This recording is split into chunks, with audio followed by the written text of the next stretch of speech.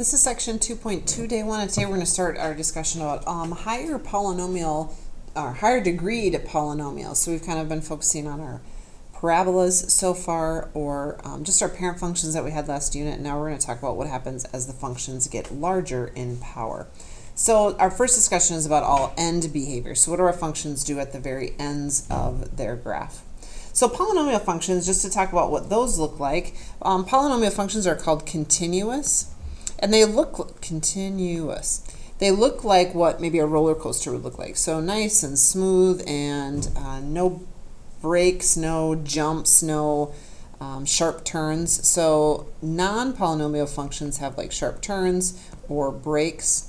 This would be not a good roller coaster to be on. And then if it like did that, that would be a terrible roller coaster.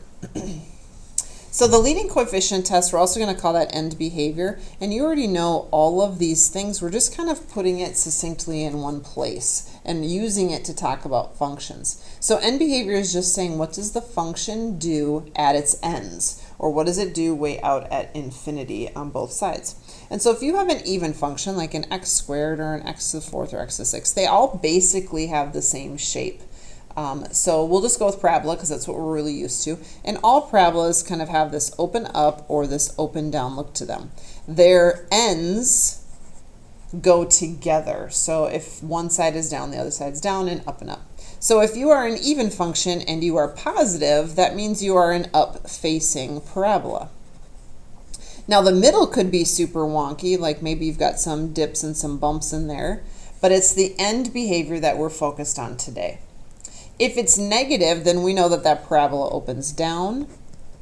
And again, it could have something goofy in the inside, or it could just be a regular parabola, but both of its ends go together and they are both pointed down.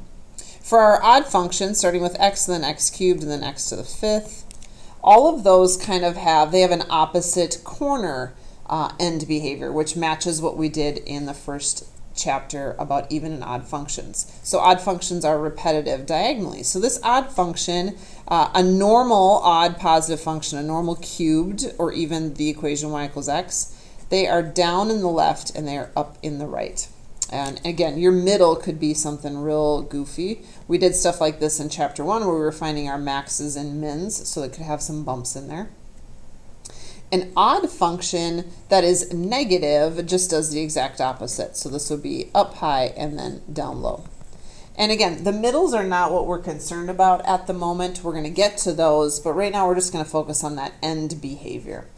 So we're going to just tie some ideas together from zeros. And now that we are kind of talking in our big pre-calculus language, I'm going to kind of show you what this would look like. So for every polynomial function of degree n, and degree just means power or exponent, so no matter what degree it has, that function has at most n real zeros.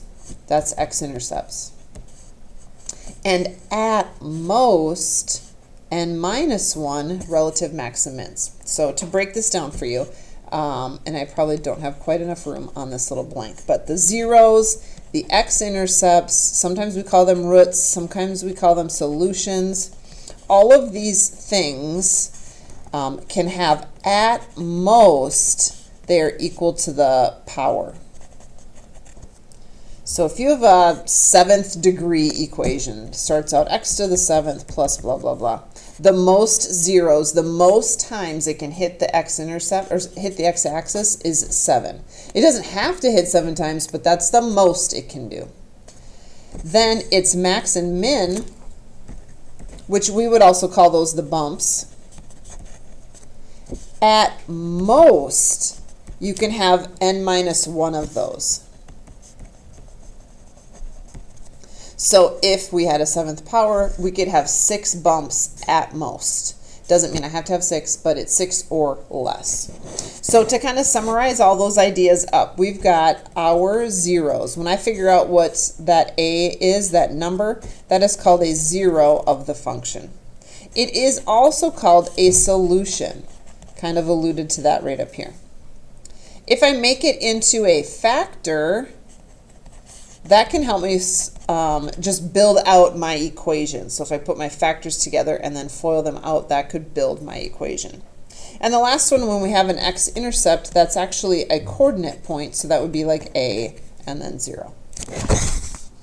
So let's apply this idea to a couple of examples here. So if I wanted to find the real zeros and determine the end behavior, first of all, cross off that negative. That was a typo from me. So we're going to look at our end behavior. We're going to look at the highest power. This one is a 3, and it is positive because we scratched out that negative. That was a typo. And so since it's an odd and it's positive, this is a normal cubed function, so it should look something like this. So our end behavior is down and then up. I don't know what's going to happen in the middle. There might be some bumps in there. But for right now, we're just looking at the end behavior. So highest power and then whether or not it is positive or negative. Next up, we're supposed to factor. And we don't know how to factor a cubed, but each of these terms has an x in common. So I'm going to take that out and I'm going to break this down to a squared, which I can deal with. So this will be an x squared. An x out of x squared leaves you an x. And out of this guy, if I take that x out, I would be left with the 2. Now I can factor a squared. That's right up our alley. As long as that x is out of my way and it's down to a squared, now I can factor. I'll have a 2 and a 1 and a minus and a plus. So those are my factors. And then my zeros would just be if we set any of those equal to 0. I should say all of them. We don't get to choose. We're setting them all equal to 0. So this one will be 0, this one will be negative 1, and then positive 2. One more to go here. End behavior, so we just look at the highest power, which is a 3. It is also positive, so this has the same end behavior, down and then an up.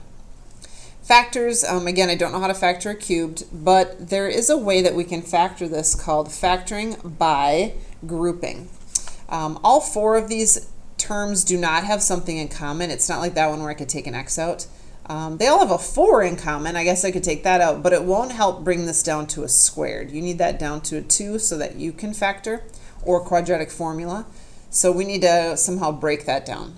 So factoring by grouping, you just kind of group the things that are alike, and these two are very similar. They only differ by an x, and these two are also very similar to each other. They only differ by an x. So you focus on each group and you take out what they have in common. So these two have a 4x squared in common. That would leave behind an x and a 1. I'm going to take the negative 8 out. That's what they have in common. That will also leave behind an x and a positive 1.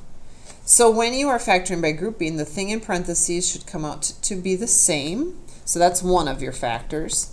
And your other factor is the stuff that's left. So 4x squared minus 8. Those are my 2 factors.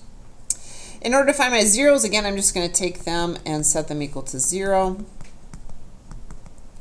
That one's pretty easy, negative 1. This one I have to add 8 and then divide by 2. Divide by 4, so I get a 2. And then when I square root both sides, don't forget about the plus minus. So we have 3 total zeros that happen in this graph, and all of those are the x-intercepts. So today is all about end behavior, then being able to factor and find your zeros.